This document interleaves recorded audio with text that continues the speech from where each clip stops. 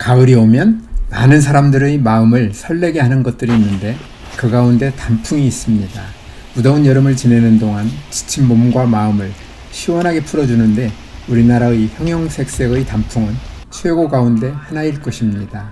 단풍은 그 자체만으로도 더할 나위 없이 아름답지만 예쁜 단풍을 보는 즐거움은 어떤 환경에서 보느냐에 따라 큰 영향을 받기 때문에 많은 사람들이 굳이 고생하면서 사람들이 붐비는 곳을 어렵게 찾아다니고 설악산이나 오대산, 내장산과 같은 산들이 단풍으로 유명해진 이유가 아닐까요? 저는 이번 영상에서 최고의 단풍 가운데 하나인 공룡능선의 단풍을 소개하려 합니다. 공룡능선의 단풍에 대해 이야기하기에 앞서 공룡능선에 대해 먼저 말씀드리는 것이 순서가 될 것 같습니다. 공룡능선은 너무나 멋진 곳이라서 큰 산을 좀 다니는 사람들은 대부분 가보고 싶어 하리라 생각되는데 접근성이 좋은 편이 아니라서 실제로 가본 사람이 많지는 않을 것입니다. 설악산의 최고봉인 대청봉만 해도 오색에서 출발하면 경사가 워낙 가파라서 힘이 들기는 해도 산행거리는 5km 밖에 안 되기 때문에 큰 마음 먹으면 올라갈 수 있어서 하루 만에 다녀오는 것이 가능합니다. 공룡능선은 다릅니다. 능선의 길이 험하기도 하지만 접근하는 것부터 어렵습니다. 공룡능선은 마등령 삼거리에서 시작해서 희운각 대피소까지 이어지는 4.9km의 능선길로 설악산에서도 깊은 산속에 자리하고 있어 먼저 마등령 삼거리나 희운각 대피소를 찾아가야 하는데 그것부터가 쉽지 않습니다. 설악동에서 비선대까지 3km는 아무나 갈 수 있는 평범한 길이지만 비선대에서 해발 1220m, 마등령까지 3.5km는 높이로도 900m를 올라가야 하는데 워낙 돌이 많은 길이라 체력 소모가 매우 커서 공룡능선의 입구에 도착할 때가 되면 벌써 많이 지쳐있게 됩니다. 비선대에서 해발 1095m의 희운각 대피소는 거리가 8.6km인데 천불동 계곡이 워낙 경치가 아름다운 계곡이기는 하지만 웬만한 사람은 거기까지 가는데도 체력 소모가 커서 공룡능선에 들어설 때가 되면 이미 많이 지쳐있기는 마찬가지입니다. 가끔 한계령이나 오색, 백담사에서 대청봉에 올라갔다가 희운각 대피소로 내려오는 사람들도 있지만 이 방법은 시간도 훨씬 많이 걸리고 체력 소모가 더 큰 것은 말할 것도 없습니다. 그리고 마등령 삼거리나 희운각 대피소를 거치지 않고 공룡능선에 갈 수 있는 방법은 없으며 당연히 공룡능선에 일단 들어서면 아무리 힘들어도 중간에 내려올 수 있는 길이 없어 뒤로 후퇴하여 출발 지점으로 돌아오는 것 말고는 포기할 방법도 마땅치 않습니다. 이처럼 공룡능선은 접근성이 좋지 않아서 찾아가려면 설악동에서 가까운 속초나 양양에서 잠을 자고 새벽 일찍 찾아가는 방법이 무난하며 산악회에서는 사당역이나 양재역에서 자정에 출발하여 새벽 3시부터 한계령이나 오색에서 대청봉을 거쳐가는 프로그램을 운영하고 있는데 저도 안내산악회의 이러한 프로그램을 이용해서 다녀왔습니다. 희운각 대피소에서 1박을 하는 방법도 있는데 수용 인원이 80명으로 많지 않아서 예약이 어려울 수도 있으며 지금은 수리 중에 있어 한시적으로 이용할 수 없습니다. 자정에 양재역에서 출발한 안내산악회 버스는 2시 45분쯤 오색에 있는 남설악 탐방지원센터에 도착했습니다. 산에 오를 준비를 마치고 기다리던 사람들은 3시가 되어 출입문을 열자마자 빠른 걸음으로 산을 오르기 시작했습니다. 출발 지점이 해발 450m쯤 되고 대청봉의 높이가 1708m이니 높이로는 거의 1300m를 올라가는 셈인데 대청봉까지 거리가 5km이므로 대단히 가파른 오르막길입니다.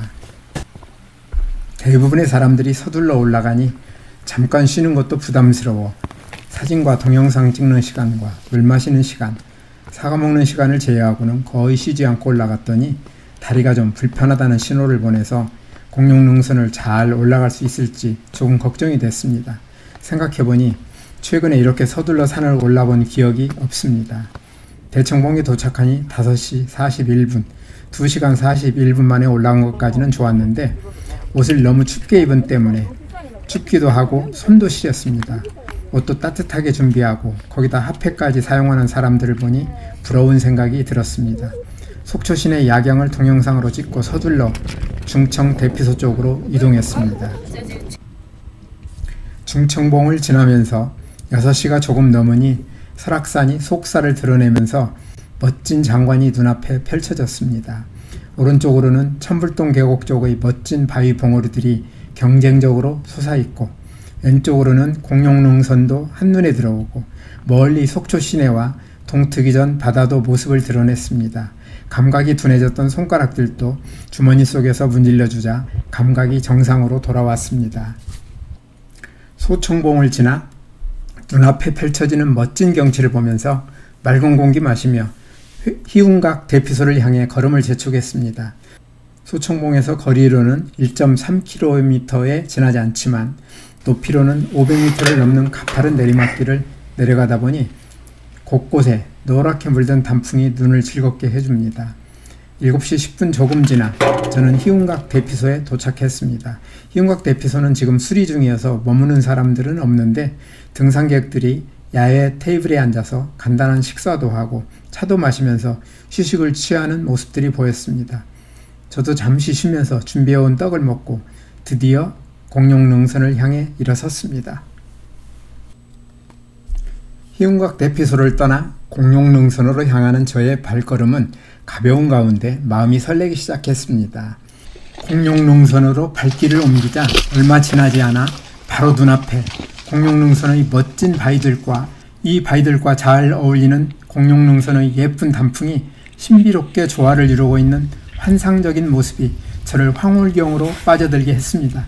저는 29년 전인 1994년 재무부에 근무하던 시절에 딱 한 번 직장 산악회를 따라 마등령 쪽에서 희운각 대피소로 넘어본 적이 있는데 너무나 오래된 일이라 잘 기억은 나지 않지만 그때도 눈앞에 펼쳐진 이런 멋진 경치가 저를 푹 빠지게 했겠구나 하는 생각이 들었습니다.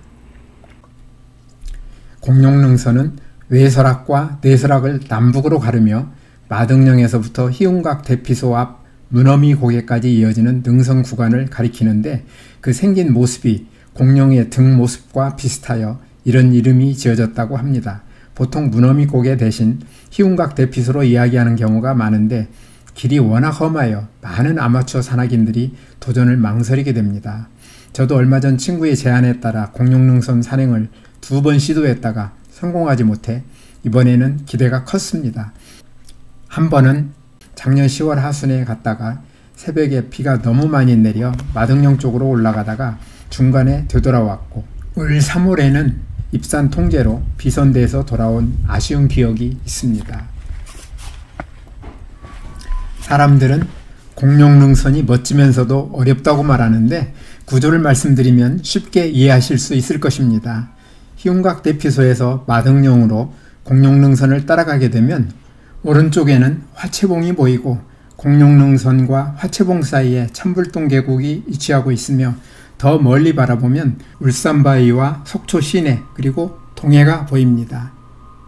왼쪽으로는 계곡을 건너 용화장성이라는 능선이 이어지고 좀 더 멀리 대청봉에서 중청봉, 소청봉을 지나 서북능선이 길게 이어집니다. 공룡능선을 따라 이동하면서 양쪽에 보이는 계곡과 능선들의 멋진 경치를 보게 되며 다른 한편으로는 시시각각 변하는 공룡능선의 환상적인 경치를 보게 되는데 공룡능선의 길이 어느 산, 어느 능선과 비교하기 어려울 만큼 매우 험하여 이동하는 것이 어렵습니다. 옛날에 비하면 길이 훨씬 넓어졌다 하며 밧줄이나 난간, 가파른 계단의 도움을 받을 때가 많은데 여전히 쉬운 길이 아닙니다.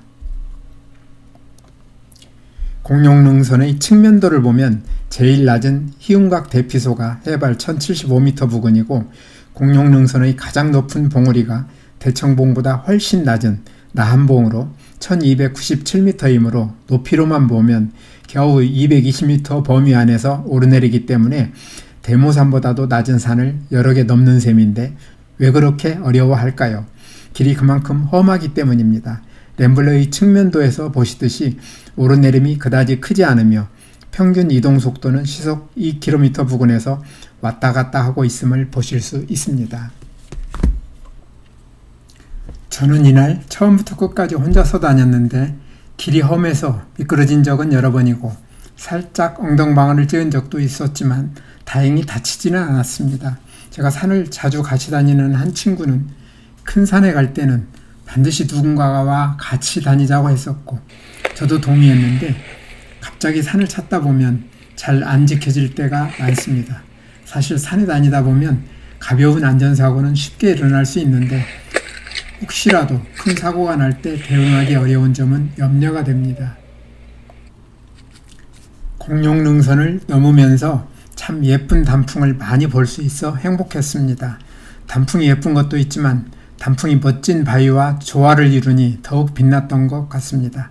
단풍도 예쁘고 바위도 멋진데 둘이 합쳐지니 상승작용을 하여 사람으로서는 도저히 상상할 수 없는 멋진 작품을 만들어낸 것입니다. 제가 공룡능선을 간 날은 수요일이었는데 날씨가 너무나 좋았고 단풍이 제철이어서 그런지 산을 찾은 사람은 상당히 많았습니다. 등산객 가운데는 여성들이나 나이 드신 분들도 적지 않았는데 만나는 사람들마다 만족하고 행복한 얼굴을 하고 있어 보기 좋았습니다. 단순히 건강만을 위해서가 아니고 힘든 산행을 즐기는 사람도 적지 않은 것 같습니다. 한편으로는 공룡능선의 힘든 등산로와 씨름하면서 다른 한편으로는 공룡능선의 멋진 바위들과 예쁜 단풍을 즐기는 사이 저는 4.9km 공룡능선 산행을 즐겁고 보람있게 마치고 희운각 대피소를 떠난 지 4시간 반 만에 마등령에 도착했습니다.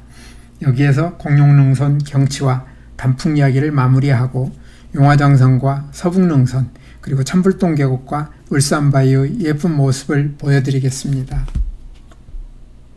용화장성은 용의 이빨을 닮은 칼날 같은 20여 개의 바위로 된 봉우리들이 용의 송곳니처럼 하늘로 솟아 커다랗게 길게 서 있는 모습이 장성 같아서 용화장성이라는 이름이 붙었다고 하는데 공룡능선보다 더 험하기 때문에 현재 비법정 탐방로로 지정하여 입산을 통제하고 있습니다.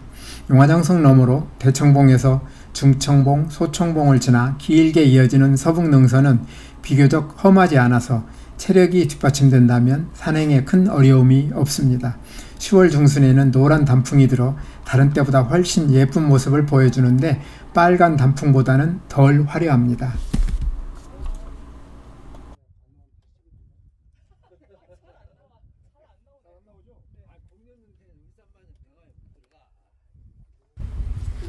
이번에는 공룡능선 오른쪽으로 보이는 화채봉 아래 천불동 계곡 쪽의 멋진 경치를 보여드리겠습니다. 천불동이라는 이름은 계곡 양쪽의 계암절벽이 1000개의 불상이 늘어서 있는 모습과 유사하여 생긴 이름이라 하며 웅장한 계암절벽과 톱날 같은 뾰족뾰족한 봉우리들 사이로 깊게 패인 협곡에 폭포와 소호가 연이어져 있어 설악산의 가장 대표적인 계곡이고 지리산 칠성계곡과 한라산 탐라계곡과 함께 우리나라 3대 계곡으로 꼽히기도 합니다. 공룡능선에서는 거리가 좀 떨어져 있으나 계곡의 아름다운 모습을 한눈으로 볼 수 있습니다. 공룡능선에서 오른쪽으로 멀리 울산바위와 속초시내 그리고 동해를 바라보는 경치도 멋집니다. 거리가 멀어서 단풍과는 상관없지만 경치는 훌륭합니다.